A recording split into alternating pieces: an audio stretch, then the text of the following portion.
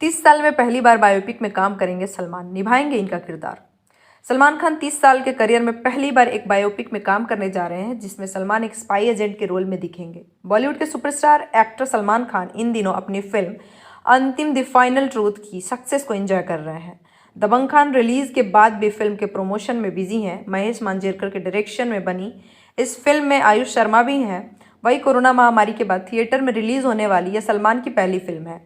इसके बाद सलमान खान की टाइगर 3 भी पाइपलाइन में है, जिसकी शूटिंग सलमान अब शुरू कर रहे हैं। टाइगर सीरीज में उन्हें एक बार फिर रॉ एजेंट टाइगर की भूमिका निभाते हुए देखा जाएगा और अब सलमान ने पुष्टि की है कि वह एक फिल्म में वास्तविक जीवन के भारतीय जासूस एजेंट रविंद्र कौशिक की भूमिका निभाते नजर आएंगे, जिसे उनकी बहन अलवीरा अग्निहोत्री और उनके बहनोई अतुल अग्निहोत्री द्वारा को प्रोड्यूस किया जाएगा।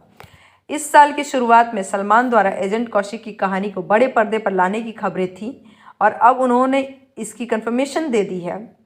अपने 3 दशक लंबे करियर में यह पहली बार होगा जब सलमान रियल लाइफ का किरदार निभाते नजर आएंगे। खबरें हैं कि फिल्म 70 और 80 के दशक के युग में सेट की जाएगी और यह फिल्म एक ड्रामा थ्रिलर होगी। बता दें कि एजेंट रविंद्र कौशिक को पाकिस्तान सेना के रैंक में घुसने के लिए भारत का सबसे अच्छा जासूस माना जाता है। ब्लैक टाइगर के नाम से लोकप्रिय कौशिक को थिएटर और मंच पर प्रदर्शन करना पसंद था, जिसके कारण रॉ ने उन्हें पहचान लिया और देश के लिए उनकी प्रतिभा का उपयोग किया।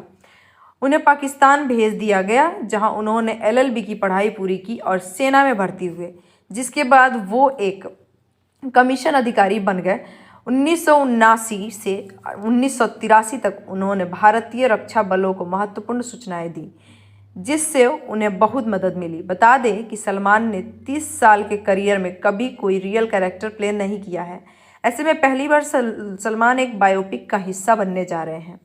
जुड़े रहिए बूम भोजपुरिया के साथ। सिनेमा इंडस्ट्री के लेटेस्ट फिल्मी खबरों के लिए हमारे चैनल को सब्सक्राइब ज़रूर करें, साथ में बेल आइकन को दबाना ना भूलें। #बूम भोजपुरिया।